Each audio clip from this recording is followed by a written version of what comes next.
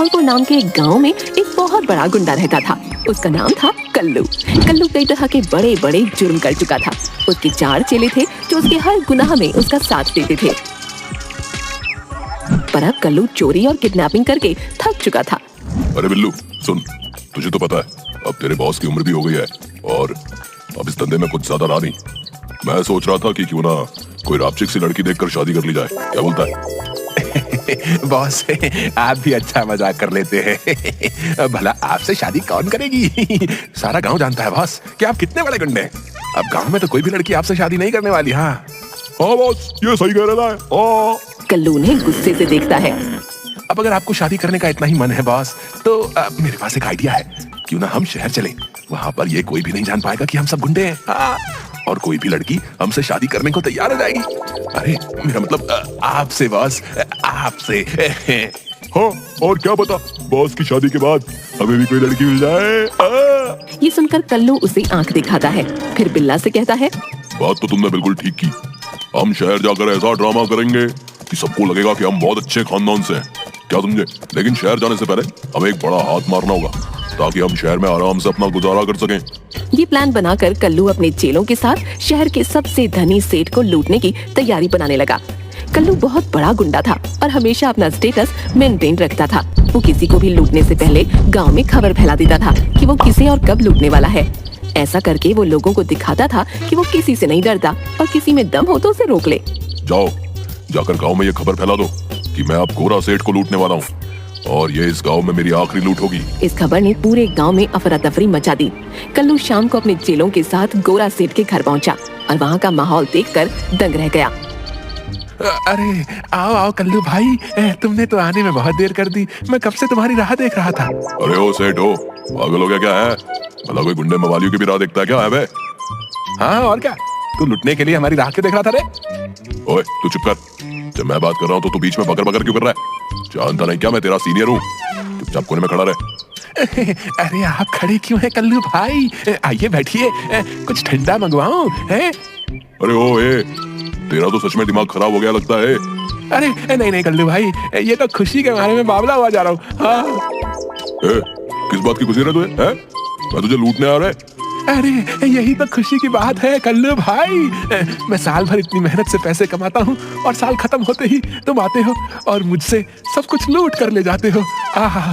मगर क्योंकि ये तुम्हारी आखिरी लूटपाट है, मैं तुम्हें खुशी खुशी सब कुछ देने को तैयार हूँ। मैं तो इस बात से बहुत खुश हूँ कि अब मुझे दोबारा तुम्हारी शक्ल नहीं देखनी पड़ेगी। अजीब पागल आदमी है बे, हैं? लूटने पर खुश हो रहा है? कर ला अपना सारा माल इधर कर। क्या? फिर कल्लू गोरा सेठ को लूटकर वापस अपने घर चला जाता है। अगले ही दिन कल्लू अपने 4 चेलों को लेकर शहर चला जाता है। गांव वाले भी कल्लू के जाने की खबर सुनकर काफी खुश थे। कल्लू अगले दिन ट्रेन से 4 चेलों के साथ शहर पहुंचता है। अरे वाह बॉस, ये जगह तो एकदम फैंटास्टिक है। हाँ, यहाँ तो मजा ही मजा आएगा। चलिए हम पहले चलकर कोई रहने की जगह ढूंढते हैं बॉस। नहीं, उसकी कोई जरूरत नहीं है। तुम लोगों को शायद पता नहीं है, पर मेरा एक बचपन का खास दोस्त यहाँ रहता है। वो बस हमें लेने को आता ही होगा। तभी कल्लू के बचपन का दोस्त पिंकू उसे लेने स्टेशन पहुंचा। वो सब पिंकू के घर जाते हैं।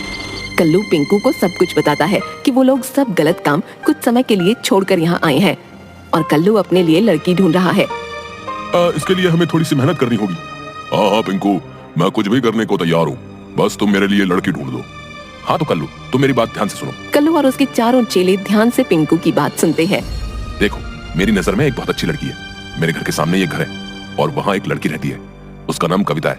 वो अकेले रहती है और वो एक टीचर है। पर दिक्कत यही है कि वो थोड़ा मॉडर्न टाइप की है और तुम ठहरे गुंडे। मेरे ख्याल से तुम्हें थोड़ी सी अंग्रेजी सीख लेनी चाहिए और खुद को पूरी तरह से चेंज कर लेना चाहिए, अपने कपड़े से लेकर अपने बालों तक। और तुम्हें उससे ये छुपाना होगा कि तुम गुंडे हो, समझे? बाकी तो सब ठीक है पिंकू, पर भला अपन को उससे ये काय को छुपाना होगा कि मैं एक गुंडा हूँ? क्या ये गलत नहीं होगा क्या है?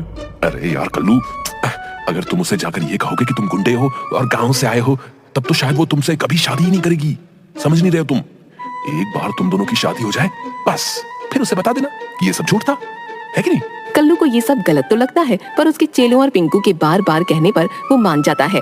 अगले दिन कल्लू के चेले उसे लेकर एक बार्बर के यहाँ जाते हैं और उसको नए कपड़े खरीद कर देते हैं। शाम को जब कल्लू घर आता है और पिंकू उसे देखता है, कल्लू अपने बाल मॉडर्न स्टाइल में कटा चुका था और उसने शर्ट पैंट पहन रखी थी। तब पिंकू, अरे वाह कल्लू, ये तो कमाल ही हो गया है। जैसा मैंने कहा था तुमने ठीक वैसा ही किया। अब लग रहा है ना तुम गांव के गोरे, अरे मेरा मतलब है कि शहर के गोरे। हाँ।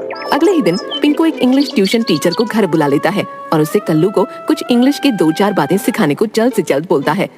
चलो कल्लू बताओ, how are you? Me no when you okay. ये सुनकर वहाँ बैठे पिंकू और कल्लू के बाकी चेले जोर जोर से हंसने लगते हैं।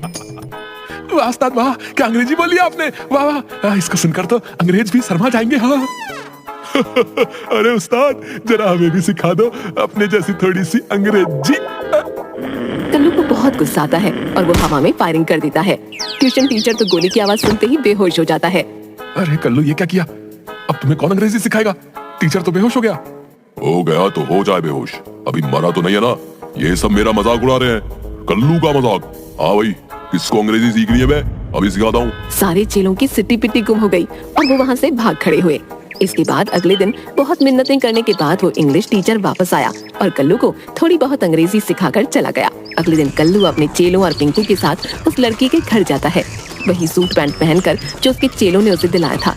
कल्लू ने अपने बाल भी जेल से सेट कर रखे थे। अरे आइए आइए, मैं आप सभी का इंतजार कर रही थी। आइला, लड़की तो रापची कह रहे। पिंकू, अब तो लगता है अपन दूल्हा बनी जाएंगा। हाँ ठीक है, चलो अंदर चलो, सब लोग बैठ जाओ। कल्लू और उसके चेले सोफे पर बैठ जाते हैं। सभी चेले टेबल पर रखी मिठाइयों को देखते ही उनकी तरफ हाथ लपका देते हैं और तभी कल्लू उनके हाथ पर गुस्से से मारता है। अरे अरे बॉस, हमें तो खाने दीजिए कम से कम। अरे थोड़ी देर सब्र कर बे, कम से कम बात तो पक्की होने दे, बाद में खा लेना जो भी खाना है।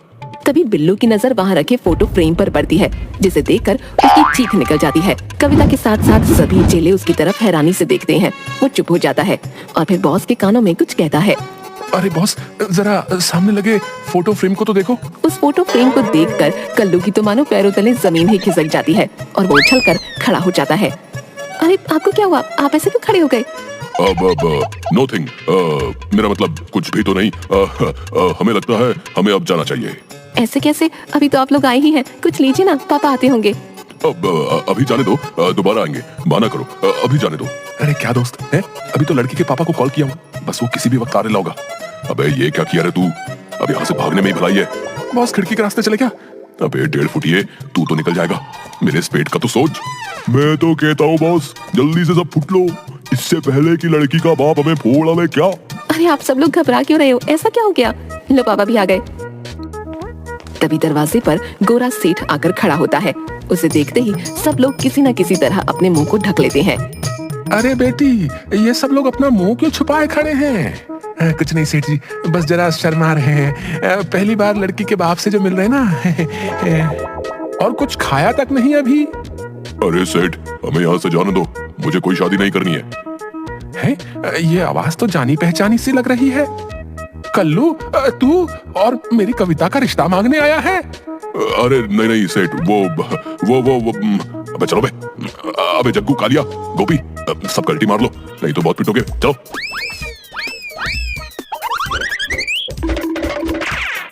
अरे पकड़ो इन्हें, पकड़ो पकड़ो, गुंडे चोर लफंगे कहीं के। सब लोग भागकर सड़क किनारे पहुंच जाते हैं। अरे बाप रे बाप, आज तो बाल बाल बचे। ए पिंकू, तू बिना सोचे समझे कहीं भी बात कर लेता है, मरवाएगा कभी हमें। अरे यार है तू मेरा, टेंशन नहीं लेने का, अभी मेरे पास एक और रिश्ता है तेरे लिए। एक और रिश्ता? नहीं नहीं। ये सुनकर सब लोग मिलकर पिंकू की धुलाई करना शुरू कर देते हैं।